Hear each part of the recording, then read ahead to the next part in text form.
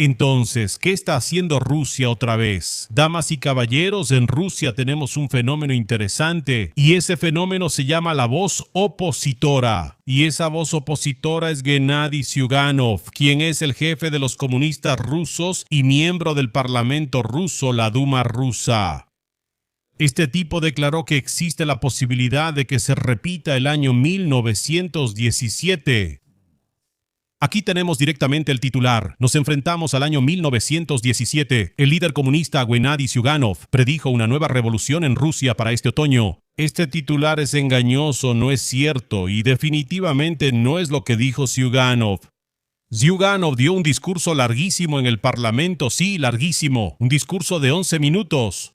Y ahí básicamente habló sobre la historia del parlamentarismo ruso, la historia de la Duma estatal, cómo fue todo eso a lo largo del tiempo, cómo el zar ignoraba a la Duma, cómo la Duma ignoraba al pueblo, cómo todo estaba desconectado y cómo por eso llegó la revolución de 1917 y cómo fue la Duma la que no pudo evitar la Primera Guerra Mundial y la entrada de Rusia en la Guerra Mundial, y así sucesivamente. Simplemente fue un largo discurso sobre cómo se desarrolló el parlamentarismo ruso, cómo la Duma falló muchas veces frente al gobernante autoritario.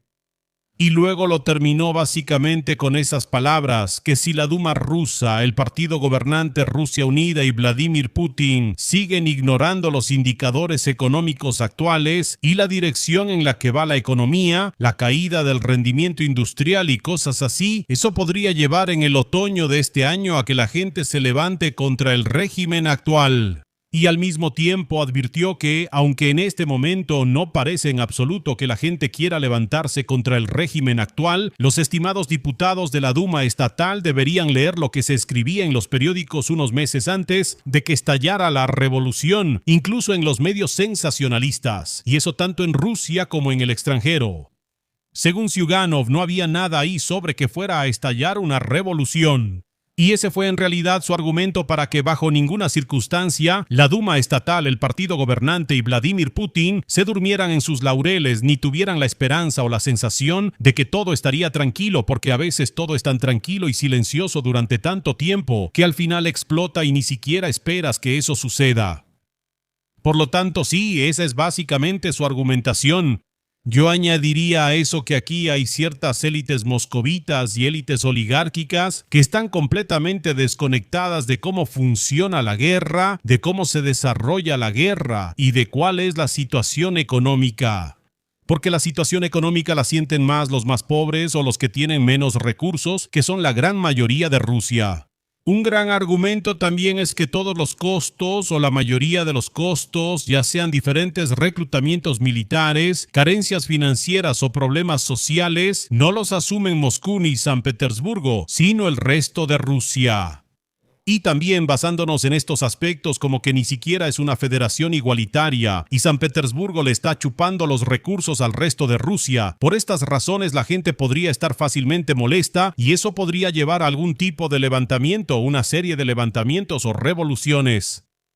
Y sí, esto es algo que definitivamente está sobre la mesa de lo que se puede hablar.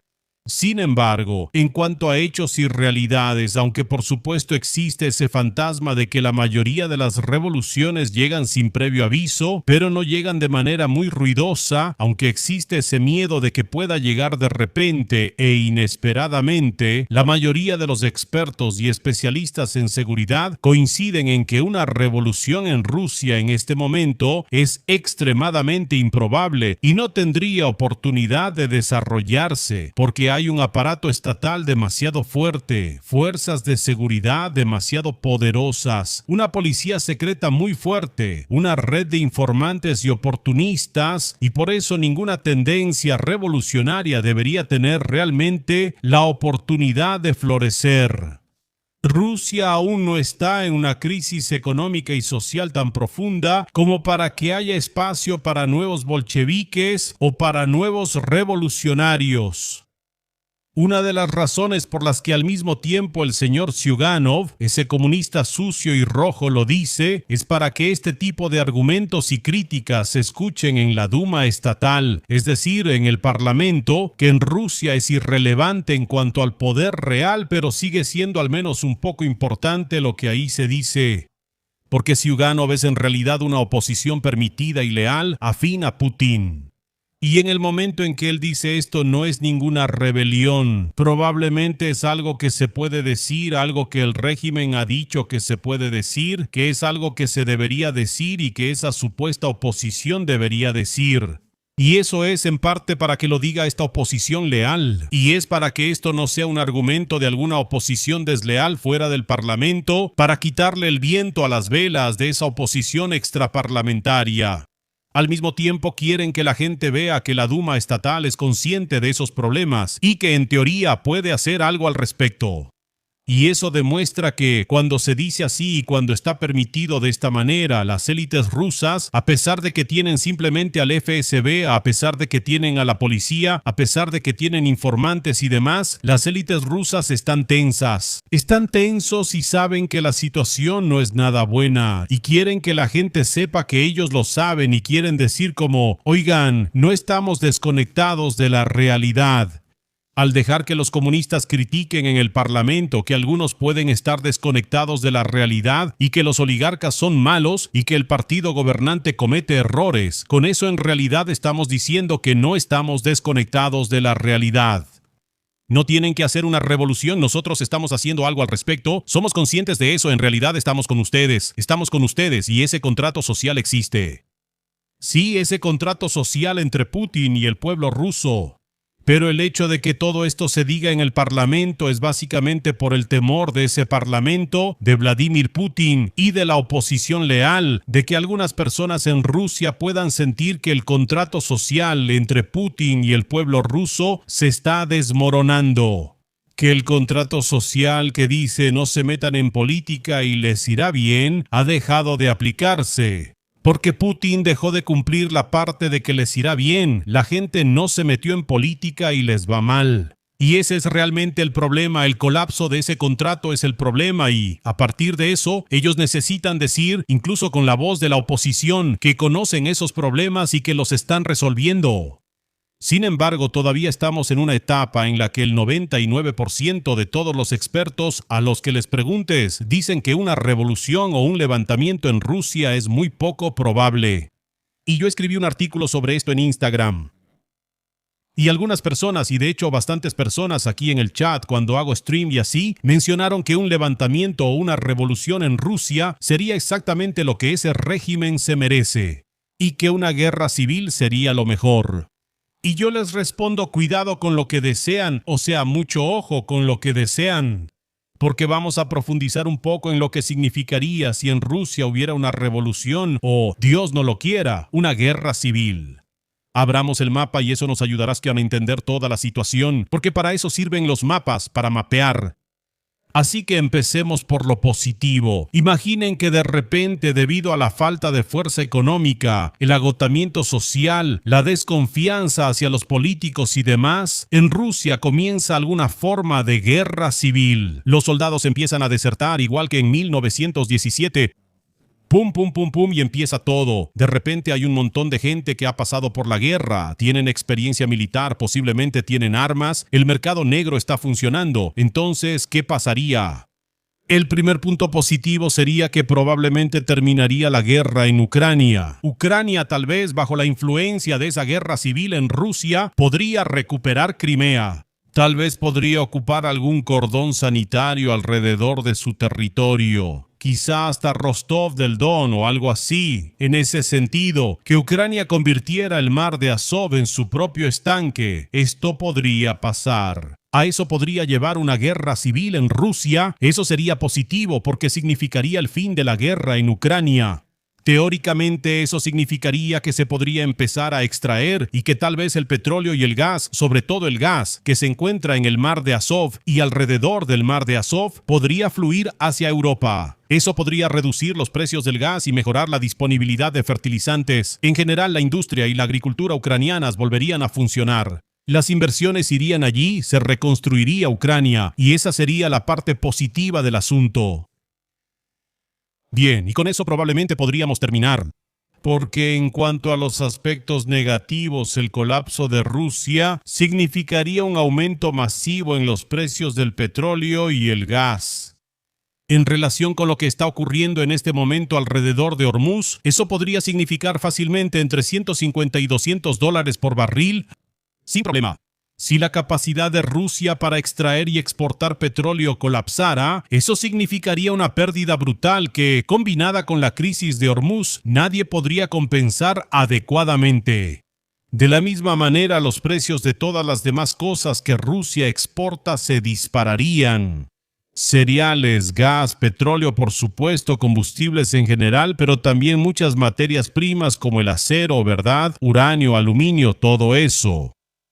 Todo lo que saben que Rusia exporta, y Rusia realmente exporta muchos recursos, de repente aumentaría de precio de manera astronómica. Eso es algo que pasaría. Este aumento astronómico de los precios, que tal vez la extracción en Ucrania podría moderar un poco, pero es difícil decirlo, causaría una crisis económica en Europa, pero también en Asia, por supuesto en Estados Unidos, y en general este colapso de Rusia podría provocar una crisis económica mundial.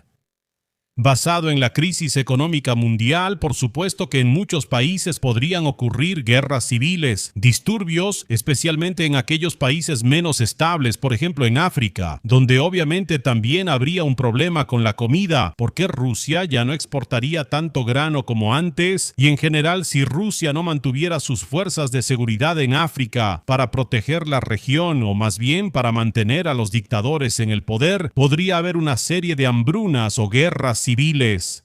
África quedaría brutalmente desestabilizada por el colapso de Rusia. Europa definitivamente tendría problemas económicos y, como resultado, China también enfrentaría graves problemas económicos. En general, los problemas económicos de Europa se trasladarían a China y, además, se sumaría el hecho de que Rusia ya no podría suministrarles tantos recursos como lo hace actualmente. Eso, combinado con la crisis de Hormuz, llevaría a que China tenga una escasez aguda de materias primas, petróleo, de todo. Eso significa una caída brutal de la producción en China. Eso implica una disponibilidad extremadamente baja de todo tipo de productos en todo el mundo. Cuando se detiene la fábrica de China, los productos dejan de fluir y el mundo empieza a quedar un poco paralizado, problema tras problema. Eso significa un aumento de precios en todo, incluso en los bienes de consumo. Eso implica aún más presión sobre las economías domésticas. Por supuesto, este pequeño país ruso desestabilizado podría, por ejemplo, llevar a que China, para proteger sus propios intereses, realice una intervención militar para proteger los oleoductos, gasoductos o incluso para ocupar algunos territorios que así protegería de una guerra civil. Esto podría llevar a un aumento de la influencia de China, pero también a un escenario de crisis dentro de China. Y sinceramente, si las cosas se pusieran realmente mal, podría suceder que de una guerra civil en Rusia, de repente también surgiera una guerra civil en China. Pero lo que sí pasaría con toda seguridad es que, al caer la influencia y el poder ruso, también caerían los dictadores mantenidos por Rusia, por ejemplo Lukashenko. O Tokarev, creo que así se llama en Kazajistán, pero ahora no estoy seguro. O Tokarev, simplemente el tipo de Kazajistán. El liderazgo de Kazajistán caería.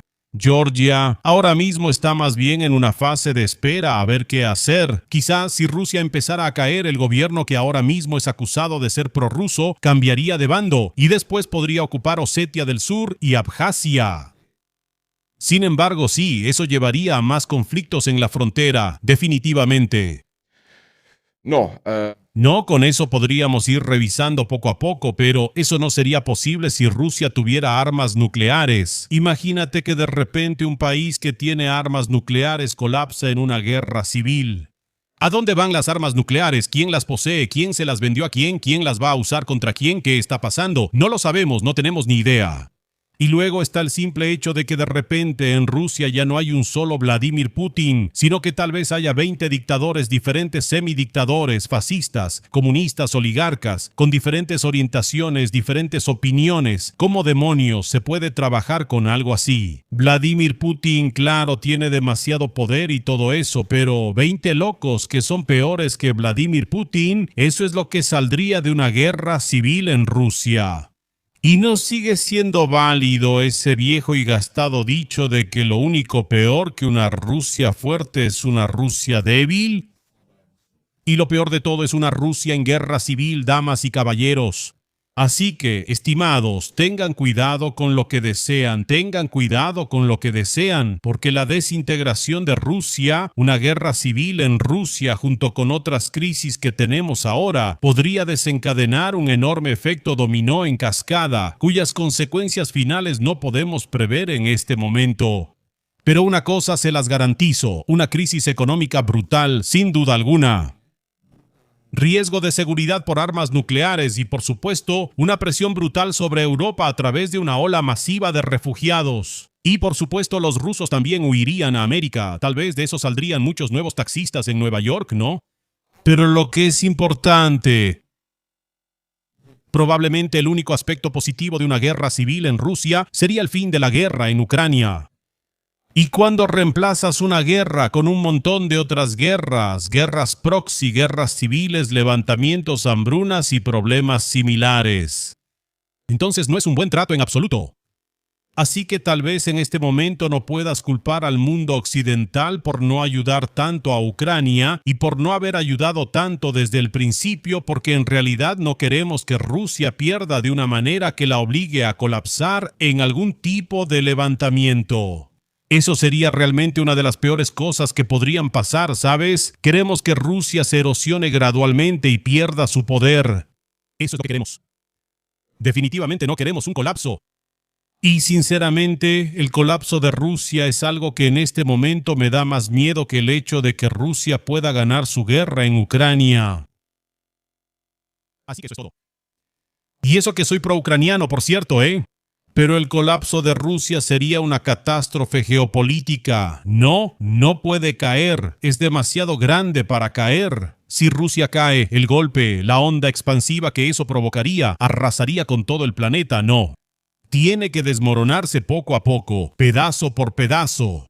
Es como cuando desmontas una casa grande. No puedes simplemente volarla y dejar que se caiga, porque si no, llenarías de polvo toda la ciudad. Desmontarlo poco a poco, pedacito por pedacito, esa es la manera.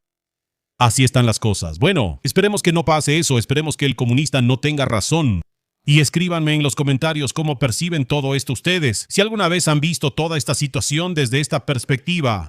Y si alguna vez lo han pensado de esta manera, porque me parece que mucha gente no lo ha hecho. Bueno, que estén muy bien, apoyen la creación de contenido, disfruten que Rusia no está desintegrada y nos vemos la próxima. Chao. Y vayan a los streams, por cierto, no lo olviden, vayan a los streams porque este video se creó en el stream.